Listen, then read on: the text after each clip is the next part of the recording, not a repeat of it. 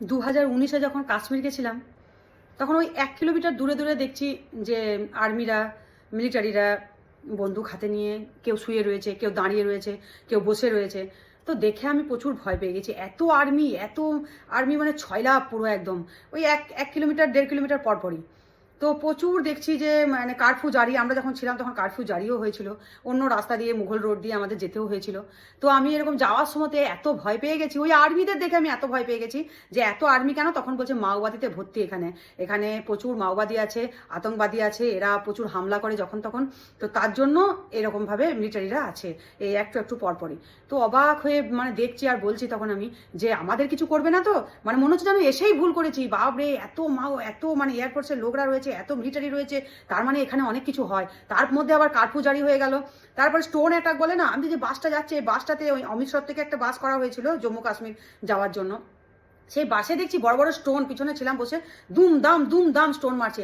আরও ভয় পেয়ে গেছি। তখন বলছে দিদি আপনি, হিন্দিতে বলছে, দিদি আপনি চিন্তা করবেন না। আমার তো মানে সেই ভয়ে কাঁপছে, কেন আমি কাশ্মীর এলাম। বলছে দিদি আপনি চিন্তা করবেন না, আমাদের এই ট্যুরিস্টদের কোনো হামলা করে না, ট্যুরিস্টদের কিচ্ছু করে না, ট্যুরিস্টদের মানে যদি জানে যে ট্যুরিস্ট তাহলে ছেড়েই দেয়, কিচ্ছু করে না, আর হামলা হয় এদের সাথে, আপনাদের কোনো চিন্তা নাই। তো ওই কথাটা যখন বলেছিল তখন মনে একটা সাহস এসেছিল যে যাক, ট্যুরিস্টদের সাথে হামলা হবে না, আমাদের সাথে নিশ্চয়ই কিছু হবে না। তো আমরা সেখানে দেখে শুনে ভালোভাবে ভয় নিয়ে ঘর চলে এসেছি। তখন থেকে এখনো পর্যন্ত জানতাম যে না, ট্যুরিস্টদের সাথে কিছু হয় না।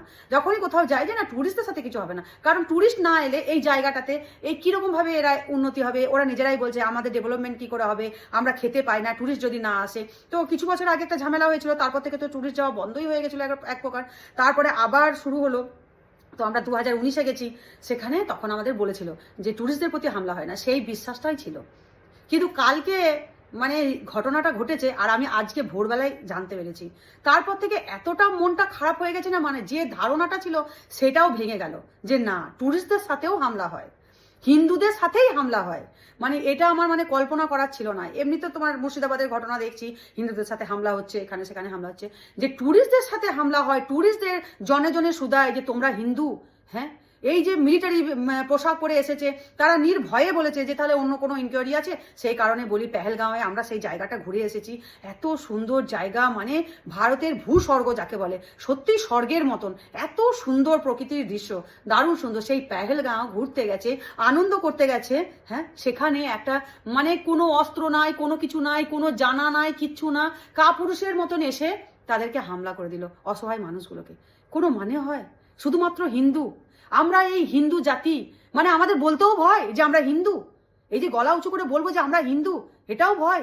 কি অপরাধ ছিল? আমি তো এখনো পর্যন্ত আজকে ভোর থেকে আমি চিন্তা করে পাচ্ছি না যে অপরাধটা কি ছিল, পর্যটকদের অপরাধটা কি ছিল, তারা কি ক্ষতি করেছে। তারা তো সেই জায়গায় যে কাশ্মীরে যাচ্ছে, সেই জায়গায় সে যে জাতিই হোক, যে ধর্মই হোক, সেখানে যাচ্ছে, ডেভেলপমেন্ট হচ্ছে, পর্যটকরা যাচ্ছে, সেখানে উন্নতি হচ্ছে। সেই উন্নতির জায়গায় কি এমন করলো যে তাদেরকে হত্যা হতে হলো, শেষ হতে হলো? মাত্র 7 দিন বিয়ে হয়েছে, মানে গায়ে কাঁটা দিয়ে যাচ্ছে একটার পর একটা। যখনই দেখবে তো কোনো ভিডিও তুমি দেখতে চাইছো, তখন দেখবে একটা ভিডিও দেখার পর পরপর কিন্তু দেখিয়েই যায়। তো ফেসবুকটাতে আমি একটার পর একটা দেখছি, কারো 7 দিন বিয়ে হয়েছে, কেউ আমাদের কলকাতার মানুষ আছে, কেউ অন্য জায়গার, মানে অবাক হয়ে যাচ্ছি। বইয়ের কাছে বরদের হত্যা হতে হয়েছে। কত সুন্দর সে ইনকোয়ারি করছে, যার 7 দিন বিয়ে হয়েছে, সে ওখানে খেতে গেছে খাবারের একটা জায়গাতে, সেখানে বলছে তোমার বর ওর দেখিয়েছে। কি করে জানবে? আই কার্ড দেখিয়েছে, সবাই আই কার্ড দেখাচ্ছে, আই কার্ড দেখতে চাইছে, আই কার্ড দেখাচ্ছে। তোমরা জনে জনে শোধাচ্ছে হিন্দু তুমি, যেই বলছে হিন্দু সঙ্গে সঙ্গ গুলি করে দিচ্ছে, সঙ্গে সঙ্গ, মানে 25-26 জন, না এখন শুনছি 28 জন একদম সঙ্গে সঙ্গ নিহত, সঙ্গে সঙ্গ শেষ। বউ, কারোর বউ আছে, কারোর বাচ্চা আছে, কারোর বাচ্চা কাঁদছে, কারোর বউ কাঁদছে। মানে কি দৃশ্য, কি দৃশ্য, মানে একদম বুক ফেটে গেল। এইরকম দৃশ্য দেখার পরে আর কোনো মানে কথা বেরোচ্ছে না। খুব খারাপ লাগছে, খুব খারাপ লাগছে যে আমরা কোন মানে সমাজে বাস করছি, কোথায় আমরা আছি, আমাদের নিরাপত্তা কি আছে। আমরা কোথাও গেলে আমাদের নিরাপত্তা কি আছে? নিরাপত্তা আমাদের নাই। মানে আমরা যে হিন্দু ধর্ম, এই ধর্মটা বলতেও এখন ভয় লাগছে যে আমরা হিন্দু। কি জায়গায় আমরা আজকে এসে পৌঁছালাম। এখন আবার খবরে দেখছি যে কিছু দুটো না একটা মাওবাদীকে মেরেছে, সত্যি কিনা মিথ্যা আমি এখনো জানি না ঠিক মতন, খবরে দেখছি। তো মারাও যাবে, আমি শুনছি তাদেরকে ধরতেও পারবে, তাদেরকে মেরেও ফেলবে, সবই ঠিক আছে। কিন্তু যারা চলে গেল তাদের কি দোষ ছিল? অসহায়ভাবে তারা চলে গেল, তাদের কি দোষ ছিল?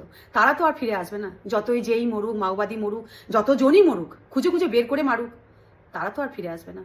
তারা এই আনন্দর মুহূর্তে কি কি মানে বাড়িতে গিয়ে কি সংবাদ দেবে? কি হলো তাদের জীবনে? কি পেলো তারা? আনন্দ করতে গিয়ে সব শেষ। জায়গাটার প্রতি মানুষের আতঙ্ক হয়ে গেল, ভয় হয়ে গেল। সেই জায়গাটা এখন মানুষকে এখন কোনো মানুষ আর ওই জায়গায় পৌঁছাতে পারবে না, ভয় পাবে যে আমাদের সাথে যদি এরকম হয়। আজকে কি ঘটনাটা ঘটে গেল। তারা আজকে পুরো মানে কাশ্মীরটা পর্যটকের ওপর নির্ভর করে বেঁচে থাকে। পর্যটকরা যায় সেখানে, সেখানকার মানুষরা বলছে যে আমরা পর্যটকের ওপর নির্ভর করে থাকি। সেখানে এত এত মানুষ যায়, এত টুরিস্ট যায় সেখানে দেখতে, সেই জায়গাটা বন্ধ করে দিল। আজ বুঝতে পারলাম, বলতো না যে মাওবাদীর কোনো ধর্ম হয় না, আজ পরিষ্কার হয়ে গেলাম যে হ্যাঁ, মাওবাদীরও ধর্ম আছে, মাওবাদীরও ধর্ম হয়।